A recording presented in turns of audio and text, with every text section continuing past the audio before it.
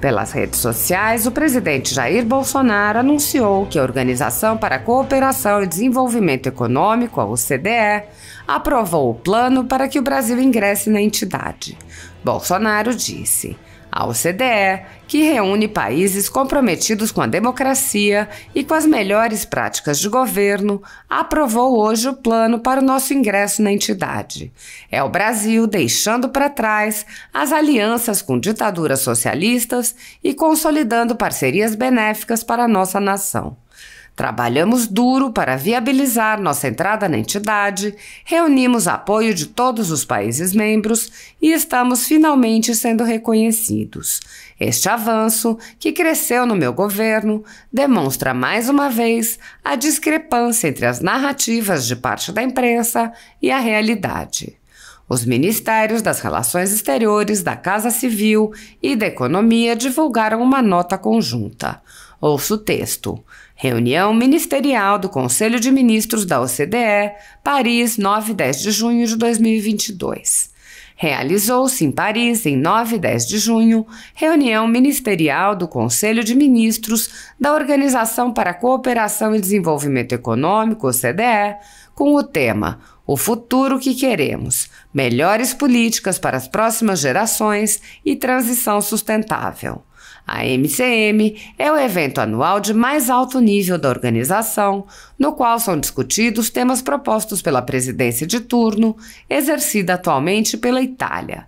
Foi dado um passo adiante no processo de ampliação da OCDE ao serem aprovados os roteiros de acessão do Brasil e de outros países candidatos, Bulgária, Croácia, Peru e Romênia. Com a aprovação do roteiro de acessão, caberá ao Brasil a redação de memorando inicial com informações sobre a convergência do país aos instrumentos normativos da organização.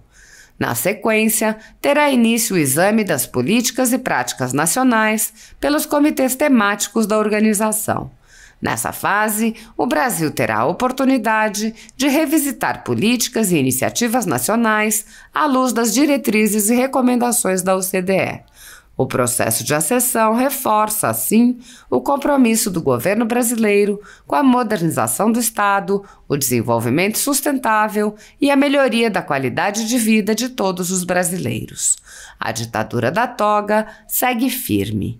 O Brasil tem hoje presos políticos e jornais, parlamentares, influenciadores e partidos censurados.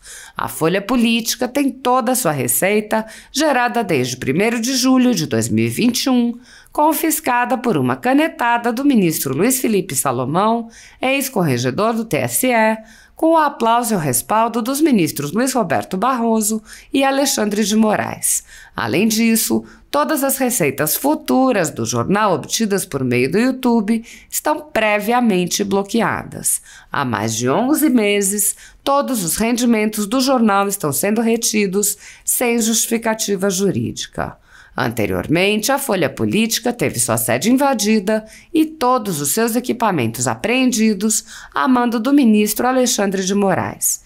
Mesmo assim, a equipe continuou trabalhando como sempre, de domingo a domingo, dia ou noite, para trazer informação sobre os 3 poderes e romper a espiral do silêncio imposta pela velha imprensa, levando informação de qualidade para todos os cidadãos e defendendo os valores, as pessoas e os fatos excluídos pelo mainstream, como o conservadorismo e as propostas de cidadãos e políticos de direita. Se você apoia o trabalho da Folha Política e pode ajudar a evitar que o jornal seja fechado pela ausência de recursos para manter sua estrutura, cumprir seus compromissos financeiros e pagar seus colaboradores, doe por meio do Pix, cujo QR Code está visível na tela, ou por meio do código ajude@folhapolitica.org. Caso não utilize Pix, há a opção de transferência bancária para a conta da empresa Raposo Fernandes, disponível na descrição deste vídeo e no comentário fixado no topo. A Folha Política atua quebrando barreiras do monopólio da informação há 10 anos e, com sua ajuda, poderá se manter firme e continuar a exercer o seu trabalho. Pix ajude@folhapolitica.org. Ministro da Educação baixa uma portaria. Ministro do Trabalho baixa uma portaria. Aí a rede, né, que eu não consigo entender como é que tem tanto recurso para ter tanto advogado.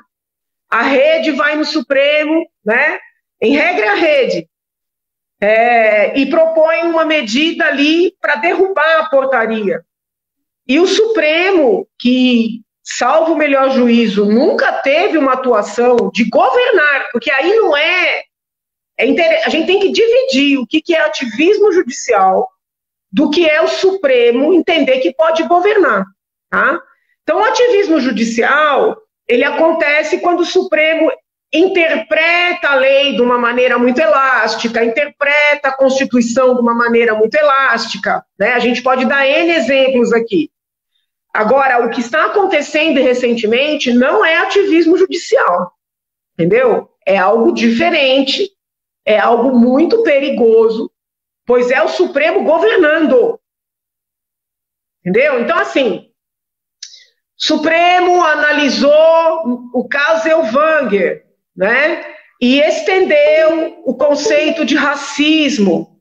E, num segundo momento, estendeu racismo para a homofobia, criando um tipo penal. Isso é ativismo? É ativismo. Eu critico? Critico, sobretudo porque tem a ver com criação de crime, tá? O Supremo está analisando ali uma ação do PSOL para, eventualmente, legalizar o aborto e ter como um procedimento realizado no SUS, né? Isso é ativismo? É ativismo. Eu critico? Critico, em especial porque você está lidando com direitos fundamentais, porque todo indivíduo tem direito a nascer, tá? Mas o que a gente está vivendo hoje é algo completamente diferente. É a corte governando. Porque quando você tem, né, um presidente, um grupo de ministros, baixando normativas, nada exageradas,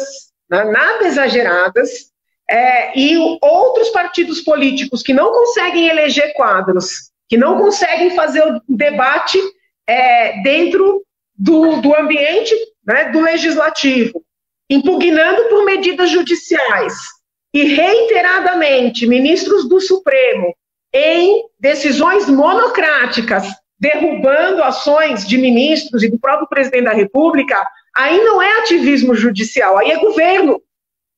Então, é importante a gente explicar isso, né, para os cidadãos, para os próprios críticos da atividade do Supremo, porque eu percebo muita mistura nessas críticas, né? E se a gente não deixar isso muito bem explicado, fica difícil da gente combater esse movimento, que eu vejo como um movimento perigosíssimo para a própria democracia. Né? Veja aqui no estado de São Paulo, por exemplo,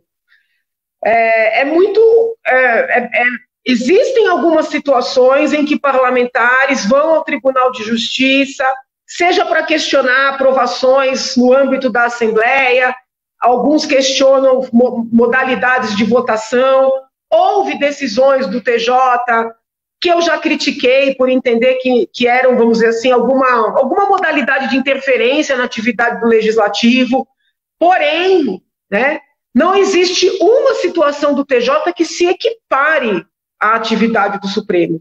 É muito comum o TJ dizer, olha, isso é do âmbito do Legislativo, quando encerrar a discussão lá, eventualmente podemos avaliar, num caso concreto, a incidência da lei. Não existe essa gana, né, do TJ governar São Paulo. Quantas vezes a oposição questionou um ato de um governador aqui de São Paulo, situações que eu mesma, vamos dizer assim, era contrária à decisão do governador. Como sou, né, sou muito crítica às muitas decisões que o João Dória tomou aí ao longo do seu mandato, e o Rodrigo Garcia vem seguindo igual, né?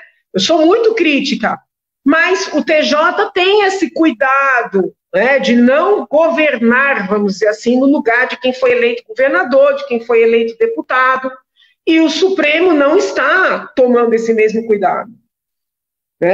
Penso eu que isso esteja acontecendo por ser um governo de direita, um governo Bolsonaro, né? E é muito evidente que o Bolsonaro é persona não grata ali dos ministros, né? Porque não aconteceu isso no governo Temer, não aconteceu isso no governo Dilma, não aconteceu isso no governo Lula, né? E eu acredito, obviamente, que se eventualmente o ex-presidente vier a ser eleito, que não é impossível, é bom que os direitistas estejam conscientes disso, que se o ex-presidente Lula for eleito, o Supremo não vai proceder dessa forma.